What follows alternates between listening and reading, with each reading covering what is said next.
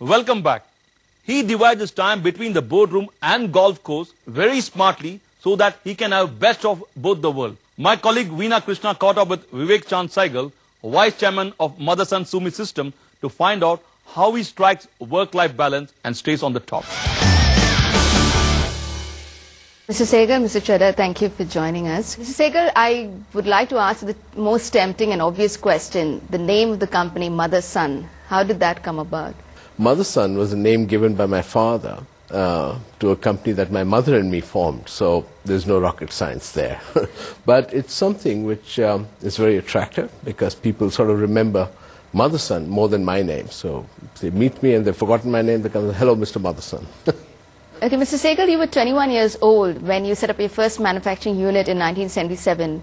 What gave you the confidence to go on your own?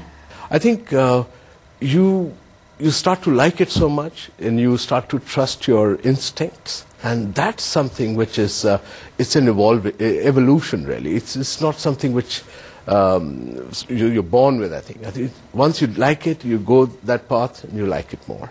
So how did you get your first account, your Maruti Suzuki account? That was when there were close to about maybe 300-400 applicants for making this wiring harness. So the Maruti had set up a kind of a display for all the parts that they wanted to be localized.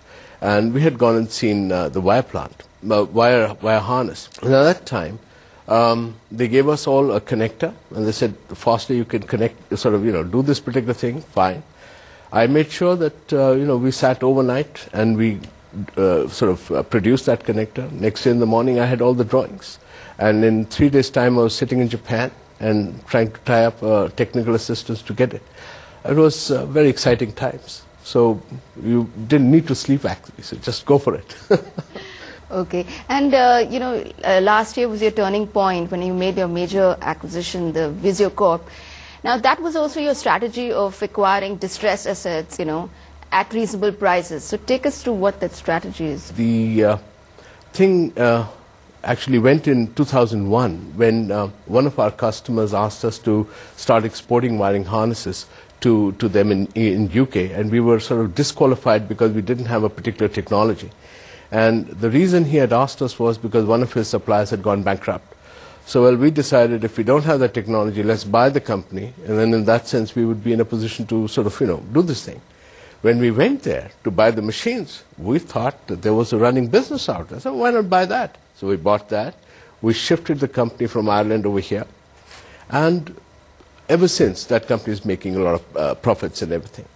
And we found that instead of going too much for EBITDA multiples and high price companies buyout, distressed assets, if we can find the gap between them and where we are, I think that's a greater opportunity for us. So never having too many deep pockets, we thought this was a better thing. So normally most of our acquisitions are $1 acquisitions. Okay, Mr. Chadha, as a banker, how do you look at the strategy of acquiring distressed assets and then turning them around? Very enviously, because there are not too many people who can do it that well, and I think it's the best way to grow. If you can buy something which you can synergize with and turn around without having to pay too much for it, it's a fantastic strategy. If you look around the world, you'll find that many of the sort of well-known or large acquisitions that don't do as well as people expected is because of the high price that's been paid for it, because that weakens the company that's paying for it. So, here what you do is you conserve the strength of the organization by not actually making large payouts, but you actually add that strength back into the company that you've acquired to really add the sum of the parts. So, as I said, it's a fantastic strategy. So you say most of your acquisitions are done at the behest of your customers, but what does it mean? I mean, take us through that.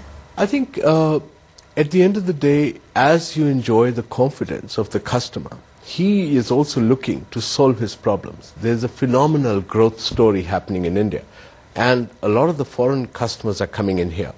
So they see how we perform over here, and then they give us the opportunities outside India. So, for example, the Visio Corp acquisition, it was actually Daimler was setting up a truck unit in India, so their big bosses had all come in here.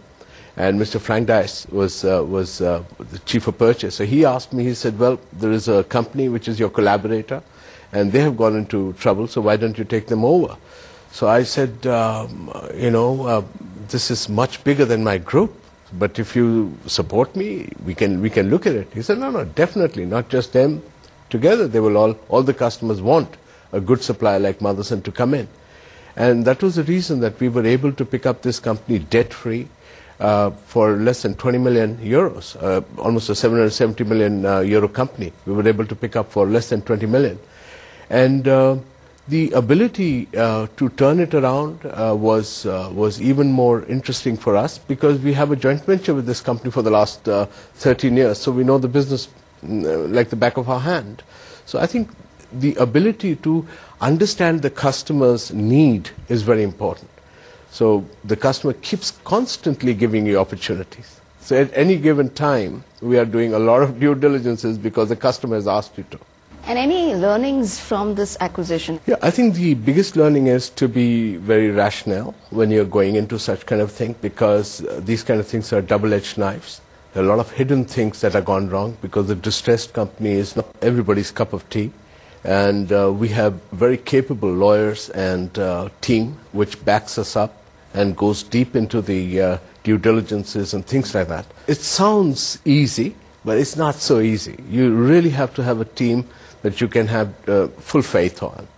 And once that happens, and you do have that team, then there is a very smoother sailing. I shouldn't say absolutely smooth sailing. So do you always get the right team to work with? Well, I think personally one believes that there's something as a perfect person. I think it doesn't exist. I think everybody has that capability, and the leader has to make sure that his right side comes up more than his wrong side. And in that process, he evolves as a very good team member. And that's what Motherson always believes in. So we don't go hunting for the best of the talents. We create that talent in the existing people. You never really imagined that Maruti would be very successful. You did not really plan your VisioCorp acquisition. So do you think sometimes things just fall in place as you go along? Well, the big boss is always very kind. It always gives you opportunities, and you have to be there to take that opportunity. Being a global network with so many joint ventures, so many manufacturing units all across the world, how do you manage that? Well, I don't manage that, and that's the secret of it. I think the first rule that we made, in fact, '94, I resigned as the managing director of Motherson Sumi Systems, and we came to the conclusion that if I was to manage, then I couldn't grow. So to grow, one has to first relinquish, step back, allow the professionals to take over. So one thing between me and my son, what we decided was that no matter what, we are not going to run any company. And we distinguished between ownership and management. Okay, Mr. Chadha, this Motherson Sumi is a global network. How do you view that? I mean, this is again, such a unique position for the company to be in, to have so many partners, because typically when you'll have a joint venture partner, you will not have more than one or two because they will insist on exclusivity. But I think this is a testament to the company's professionalism and their transparency, their integrity, that they are able to manage such a large array of joint venture partners. But I think focusing on joint ventures and the management of it is one side of the story. The other side, which is even more important and fascinating, is the fact that this partnership or this aggregation of partnerships that the company has actually brings together technologies from all around the world for the benefit of their customers. That strengthens the company enormously, and again is a very unique phenomenon. And Mr. Sehgal, you also, always have been setting targets, right, from 2000, and you've also been meeting them. So what is the thing of setting targets and also being able to meet them? It's not just one target of top line. I think for us, it's a target for bottom line as well. And really, we're talking about free cash, and we're talking about things which are very healthy for the company. I don't think there is any investor who is only happy to see the top line growing. I think our endeavor is to try and catch the best that's possible, reach our top line target, but not sacrificing our bottom line. So even though we have grown almost about 100 times in the last 10 years, we have not sacrificed our ROAS targets, which we give 5-year target of 40%. So we definitely try to keep that. So I think if I don't make my top line, it's okay. but I will not miss my bottom line. Okay. Okay, so what drives you in business and also in life? Ever since my father had given me a remote control car when I was, I think, 8 or 9 years old, way back, and I'm talking about 63, 64, something like that, and I've always been in love with cars, so I eat, drink, sleep cars. So that drives me a lot. So there's another passion that you have. You're an avid golfer. So is there any comparisons that you can make between the boardroom and the golf course?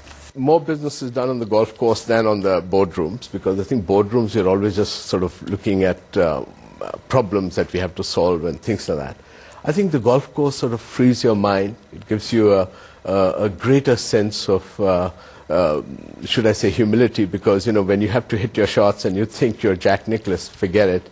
So it gives you the sense of humility. It's the only game which you actually sort of enjoy, because you're playing against your own capabilities. What would you say is needed to make it big?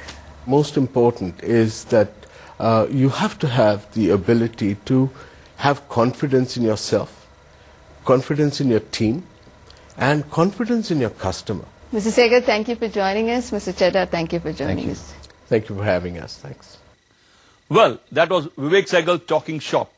In essence, here are some of the mantras he adopted to build Motherson Sumi systems. Accountability and responsibility model. Sehgal skillfully empowered people and created a sense of belonging among employees. Artful negotiator and people manager. He beautifully managed a series of joint ventures which brought to fore his negotiation and people skills. Being a good listener. All business moves were made at the behest of his customers' needs and demand. And finally, eye for getting in the best technology.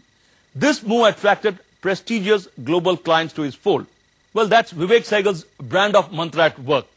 With that, we come to end of season 2 of Making It Big series, where we track success stories of a diverse mix of companies. Some were listed, some closely held. But what came loud and clear is that everybody had their own brand of mantra that saw them succeed. We hope you enjoyed the series and found it inspirational and aspirational. On that positive note, it is time to say goodbye for now. We will be back very soon with another such series. Till then, keep watching CNBC TV 18.